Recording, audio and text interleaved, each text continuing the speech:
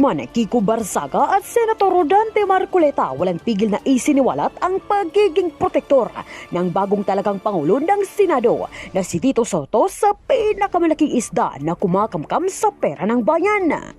Pero bago ang lahat, kung hindi pa kayo nakapag-subscribe sa channel na ito, please do subscribe para mas maging updated pa kayo sa mga susunod kong mga videos. Lunod na lunod sa kahiyan ang bagong talagang Pangulo na si Tito Soto matapos tadtarina ng pamumuna ni Senator Rodante Marcoleta at Congressman Kiko Barzaga. Isinawalat nga ni Senator Marcoleta ang likod sa pangmamaliit at pangbabatikos ni Soto sa paraan ng kanyang investigasyon sa Senado sa mga anomalya sa flood control projects. Aniya, sinisiraan ni Soto ang investigasyon ng Senado dahil sa utos umano ni Romualdez na siyang hindi nasisiyahan sa naturang investigasyon. Dagdag pa rito ay ang pagbulusok ng maaanghang na revelasyon ni Congressman Kiko Barzaga. Aniya, ang pagtalaga kay Soto bilang Senate President ay upang depensahan ang pinakamalaking kawatan sa Kamara. Sa madaling salita, protektado ni Soto ang kapakanan ni Romualdez at protektado naman ni Ping Lacson si Soto. Kailangan ba kaming mag-usap? Kasi sila nga yung nagsasabi na mali daw ang direction ko. So, baka sila yung tama yung direction. Tingnan na lang natin, di ba? Hindi ko kasi alam kung bakit sinabi ni SP Soto na tingin namin mali yung direction. Marami raw dissatisfied sa mga kasama namin. Sino kaya yung kasama namin dissatisfied? Baka si House Speaker Romualdez lang dissatisfied doon sa paraan ng aming pag-imbestiga. Sabi ko nga sa inyo, committee investigation is not police investigation. Hindi yung nag-iimbestiga na pagkatapos meron pang separate investigation. Sa aking palagay ay hindi sana nangyari yun. Merong lugar dito, meron sa Arayat, meron sa Nauhan, Mindoro, meron sa ganito. Bakit pa isa-isang ganun? Ano ba yun? Meron ng Blue Ribbon Committee. Ba't kinakailangan magsagawa pa ng individual investigation ang bawat isa sa amin? Meron naman kaming Blue Ribbon. What does that suggest to you? Kasi sa House of Representatives na kung saan nagtagal ako, pagka yung isang subject matter tinitake up na sa committee, wala nang nagpe-privilege speech. At least sa House of Representatives. Sa Senate siguro, baka wala namang rules na gano'n. Pero sa tingin ko, kahit na walang rules dito, pagka tinitake up na sa Blue Ribbon Committee, I think the common decency requires na wala na dapat yun. Kasi parang nagpapahaligsahan eh. Hindi maganda. Sen, last lang na po sa akin. Bukod po sa pagkompronta, sabi nyo kay SOJ Remulla, meron po ba kayong ibang mga plano pang gawin to pursue providing protection sa mga diskaya, or are you still going to pursue it? Yun lang ang alam ko kasi yun ang nasa batas lang eh. Kasi baka kung meron pa akong gagawin, sasabihin nila, kinakatigan siya o inaapoyohan. Ayokong isipin ninyo na meron akong kinakampihan dito. As chairman, kailangan maging neutral ka eh. Alam mo yung problema ko nung nag-hearing ako sa Blue Ribbon? Ang problema ko yung mga kasama ko nga. Kung paano ko mamamanage yung time. Lahat gustong magsalita. Walang focus, di ba? Halimbawa, ang tinutukoy ng isa dito, pagkatapos magsasalita yung isa, doon ang tanong niya. So, yun pala yung nakita ko, yun pala yung pinakamahirap na challenge para sa akin. Hindi yung pagtatanong mismo, o kung paano mo i-manage ang mga kasama mo. Kasi iba't iba yung pinanggagalingan nila. Kaya kung iisipin mo, kung kailangan maging focus kayo dahil kukunti yung panahon, medyo hirap ka pagka yun ang issue. Sir, Mary Reyes from One News 1PH po. Over the weekend po, meron pong umuugong na may kudeta daw po laban kay SP Soto. May nagsasabi rin po galing daw po sa Duterte Block yung move na to. Your comments po? Hindi ko naman alam yan. Hindi naman ako chismoso. Pero Sen, wala po bang kuda na nabubuo po ba ngayon o may info po ba kayo? Ako wala, baka ikaw meron. Sabihin mo nga sa akin. Chika na lang po tayo. Thank you, Sen. Sir, sabi niyo mahirap yung pag-manage nung kayo ay Blue Ribbon. Nakita mo naman di ba? Yes, sir. Meron kang pinupunto dito. Tapos biglang sasabihin ang pinakamahirap dito, biglang may mag-i-intervene. Mr. Chair, may I intervene? Of course, papayagan ako. Yun ang marami. Kaya kung minsan may nagseselos, ikaw kanya, hindi ka naman fair salita ng salita. Paano mong gagawin ng intervene ito? Papayagan pagkatapos. Tapos yan naman, nandun pa siya rito.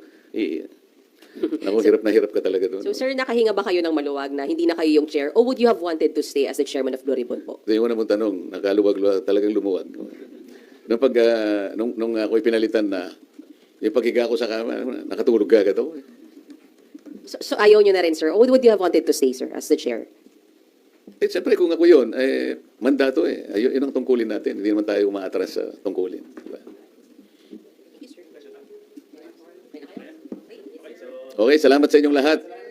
Hanggang sa susunod na pagkakataon. Hi, Sen. In relation to his question po, sabi ni Senate Minority Leader Alan Cayetano po, magkakaroon daw po ng meeting ang minority bloc regarding po dyan sa pag-support po sa independent commission. At sabi po ni Senator Alan, susuportahan lang daw po yun kung, wait lang, yung mga tinalagang miyembro ay malaya sa impluensya ng politika at malalaking negosyo. Kayo po, Sen, would you support the creation po ng independent commission for infrastructure po? I will support the creation of that commission. Ang sabi ko nga, yung kailangan siyang maging independent talaga. Kagaya ng ipinahayag ni Minority Leader Alan Cayetano, tama lang talaga na makita talagang independent sila para maging malinaw, katanggap-tanggap yung resulta ng kanilang investigation. Otherwise, malalagay na naman tayo dun sa kalagayan na ipagkikibit-balikat lang sapagkat napolitika na naman tayo.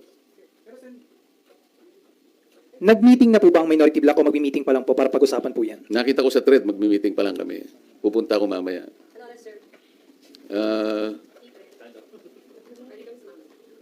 Parang lunch yata. Eh. Pero quick lunch lang kasi kailangan namin makabalik dahil may session, hindi ba? Sir Mav Gonzalez po, GMA. Sir, maybe get your comment lang po, ibabalik na daw po sa Senate si Bryce. Ano ka? Ibabalik na po sa Senado si Bryce. O, hindi maganda. Talaga naman dito siya dapat. Eh. Sir, what do you think prompted this? What do you think prompted this po? Hindi ko alam. Baka naisip nila na talagang dapat sa Senado talaga. Sir, good morning po. Asher Kadapan, Jr. from UNTV. Sir, tanong lang, ano po yung recommendation na dapat na maging direction po ng Blue Ribbon Committee investigating the anomalous flood control project? Nakausap niyo na po ba si Senator Ping about it? Ano yung huling tanong mo? Nakausap niyo na po si Senator Lacson about it? Direction po lang. Kailangan ba kaming mag-usap? Kasi sila nga yung nagsasabi na mali daw ang direction ko. So, baka sila yung tama yung direction. Tingnan na lang natin, di ba? Hindi ko kasi alam kung bakit sinabi ni SP Soto na tingin namin mali yung direction. Marami raw dissatisfied sa mga kasama namin. Sino kaya yung kasama namin dissatisfied? Baka si House Speaker Romualdez lang ang dissatisfied doon sa paraan ng aming pag-imbestiga. Sabi ko nga sa inyo, committee investigation is not police investigation. Hindi yung nag-iimbestiga na pagkatapos meron pang separate investigation. Sa aking palagay ay hindi sana nangyari yun. Merong lugar dito, meron sa Arayat, meron sa Nauhan, Mindoro, meron sa ganito. Bakit pa isa-isang ganun? Ano ba yun? Meron ng Blue Ribbon Committee. Ba't kinakailangan magsagawa pa ng individual investigation ang bawat isa sa amin? Meron naman kaming Blue Ribbon. What does that suggest to you? Kasi sa House of Representatives na kung saan nagtagal ako, pagka yung isang subject matter tinitake up na sa committee, wala nang nagpe-privilege speech. At least sa House of Representatives. Sa Senate siguro, baka wala namang rules na gano'n. Pero sa tingin ko, kahit na walang rules dito, pagka tinitake up na sa Blue Ribbon Committee, I think the common decency requires na wala na dapat yun. Kasi parang nagpapahaligsahan. Eh. Hindi maganda. Sen, last lang na po sa akin. Bukod po sa pagkompronta, sabi niyo kay SOJ Remulla, meron po ba kayong ibang mga plano pang gawin to pursue providing protection sa mga diskaya, or are you still going to pursue it? Yun lang ang alam ko kasi yun ang nasa batas lang eh. Kasi baka kung meron pa akong gagawin, sasabihin nila, kinakatigan siya o inaapoyohan. Ayokong isipin ninyo na meron akong kinakampihan dito. As chairman, kailangan maging neutral ka eh. Alam mo yung problema ko nung nag-hearing ako sa Blue Ribbon? Ang problema ko yung mga kasama ko nga. Kung paano ko mamamanage yung time. Lahat gustong magsalita. Walang focus, di ba? Halimbawa, ang tinutukoy ng isa dito, pagkatapos magsasalita yung isa, doon ang tanong niya. So, yun pala yung nakita ko, yun pala yung pinakamahirap na challenge para sa akin. Eh. Hindi yung pagtatanong mismo, o kung paano mo i-manage ang mga kasama mo. Kasi iba't iba yung pinanggagalingan nila. Kaya kung iisipin mo, kung kailangan maging focus kayo dahil kukunti yung panahon, medyo hirap ka pagka yun ang issue. Sir, Mary Reyes from One News One PH po. Over the weekend po, meron pong umuugong na may kudeta daw po laban kay SP Soto. May nagsasabi rin po galing daw po sa Duterte Block yung move na to. Your comments po. Hindi ko naman alam yan. Hindi naman ako chismoso. Pero Sen, wala po bang kuda na nabubuo po ba ngayon o may info po ba kayo? Ako wala, baka ikaw meron. Sabihin mo nga sa akin. Chika na lang po tayo. Thank you, Sen. Sir, sabi niyo mahirap yung pag-manage nung kayo ay Blue Ribbon. Nakita mo Chair. naman di ba? Yes, sir. Meron kang pinupunto dito, tapos biglang sasabihin sa'yo, ang pinakamahirap dito, biglang may mag-intervene. Mr. Chair, may I intervene? Of course, papayagan ako. Yun ang marami. Kaya kung minsan may nagseselos, ikaw kanya, hindi ka naman fair salita na salita. Paano mong gagawin ng intervene ito? Papayagan pagkatapos. Tapos yan naman, nandun pa siya rito. Naku, hirap na hirap ka talaga doon. So, sir, nakahinga ba kayo ng maluwag na hindi na kayo yung chair? Or would you have wanted to stay as the chairman of Blue Ribbon po? Ito yung una mong tanong, nakaluwag-luwag, talagang lumuwag. Nung ako'y pinalitan na, yung paghiga ko sa kama, nakatulog agad ako. So, ayaw nyo na rin, sir? Or would you have wanted to stay, sir, as the chair? Siyempre, kung ako yun, mandato Yun ang tungkulin natin. Hindi naman tayo umaatras sa tungkulin. Diba? Okay, salamat sa inyong lahat.